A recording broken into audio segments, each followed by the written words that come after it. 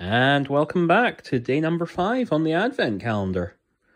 Every single one has a magic pack behind it, so let's see what we have here.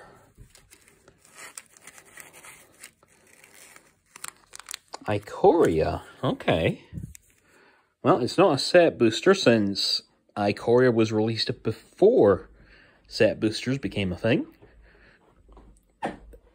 Break the streak finally after the last couple of days. I'm trying to think what Ikoria would... Oh, yes, I mean, the Tri-lands. So you've got the Triomes from there. You've got Bastion of Remembrance. What else is Ikoria really good for? I'm trying to think. I do know that it was a little bit of a flavor fail. You know, we were promised the land of behemoths and giant beasts. And the creatures felt just a tiny bit, you know, on the small side, maybe. Okay. Sadly, this is not a collector booster pack, so there will not be any Godzilla cards hiding in here. Unlike the more recent sets where they've done partnerships. That is... Ooh, one of them there. And straight away, we've got our first card, which is Frostlinks. 2 in a blue for a 2/2 elemental cat. One of the very few blue cats that you'll find. Enters the battlefield, tap target creature an opponent controls. That creature doesn't untap during its controller's next untap step. I remember this was a reprint from M15. Card did well in both environments, I think, just for being able to pin something down.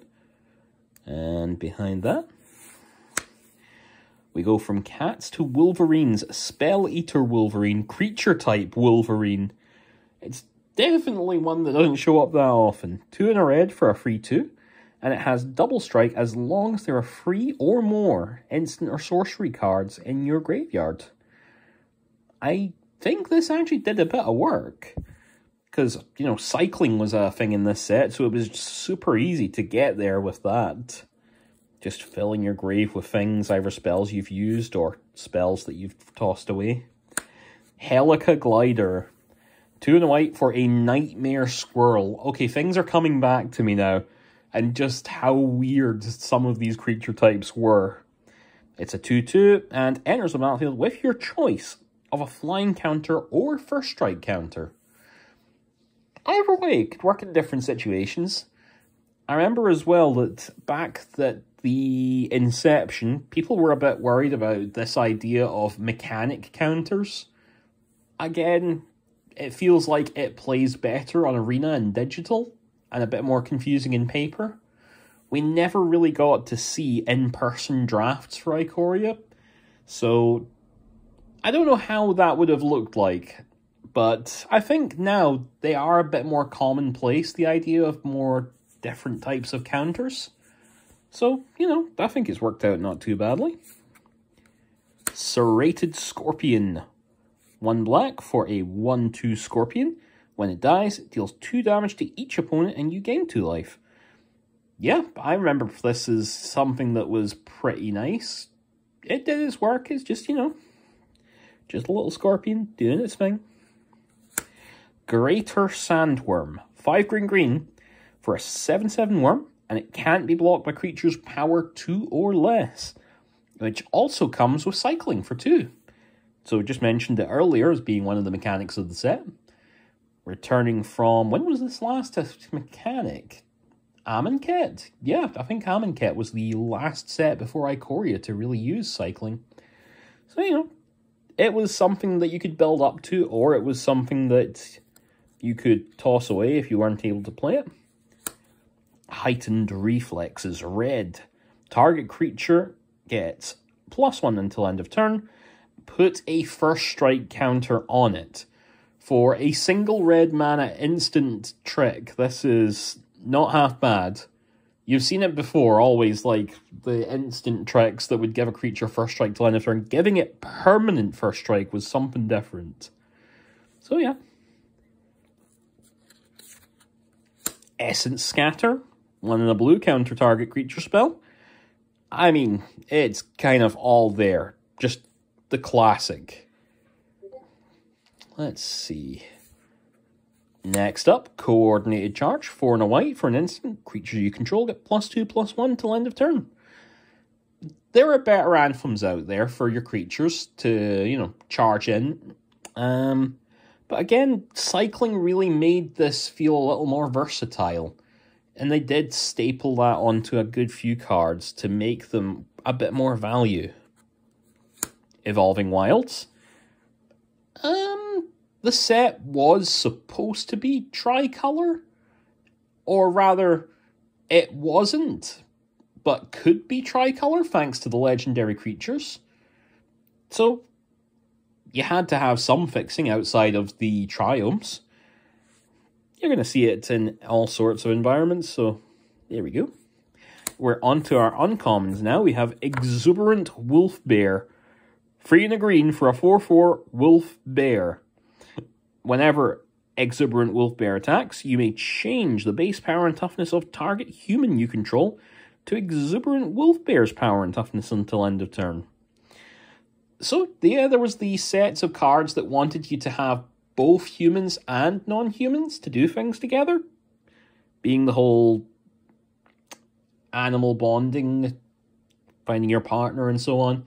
One thing I think is slightly interesting here is it changes the base stats of the human, but just uses the stats there as on power and toughness. So if you went and equipped the wolf bear with, say, I don't know, something that gives it +3/+3, you then turn your human into a base 7/7 before any counters shenanigans starts. Not bad. It works out. Reptilian Reflection. 2 and a red for an enchantment. Whenever you cycle a card, you may have Reptilian Reflection become a 5/4 dinosaur creature with trample and haste, in addition to its other types until end of turn. I don't remember if this got far, if this one was a big card or not in the cycling deck at the time. Obviously, Zenith Flare was the big go-to, along with the Fox. But, it's just nice to see more of that tech there. Next up, Valiant Rescuer. Whenever you cycle another card for the first time each turn, create a 1/1 white human soldier creature token. 1 and a white for a free one, and it has cycling 2. So, yeah, just more of that cycling right there. They went pretty deep into it in the white-red mechanic. Now, do we have here? We have Vivian, Monsters Advocate. 3 green. Static ability is you may look at the top card of your library anytime. You may cast creature card spells from the top of your library. Has free loyalty, +1 to create a free green beast creature token. Put your choice of a vigilance, reach, or trample counter on it. And -2, when you cast your next creature spell this turn, search your library for a creature card with lesser converted mana cost, put it onto the battlefield, then shuffle your library. Yeah, this is the first Planeswalker that we've opened on the calendar. So, yeah, I think this is also the first Mythic that we've pulled. So, 5 days in, glad to finally see that. I don't know if Vivian really is a Planeswalker who is highly valued, but there is something just good to see that we've hit that bar. Not to mention, I think that she's just kind of cool. Yeah. I love me some good old green Timmy magic. Play your big things.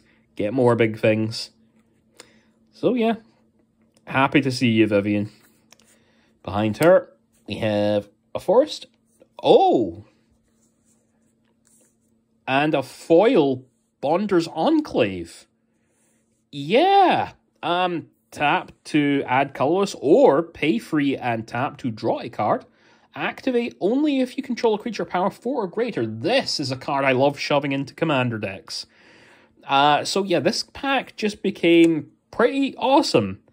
We've got a Planeswalker and we've got a foil of a card that I'm going to be using quite a bit in my commander decks. So yeah, thank you. And finish it off with our human soldier token. Yeah, I think we can call this one a winner. I'll see you guys tomorrow, and see who is hiding behind door number 6 in our packs.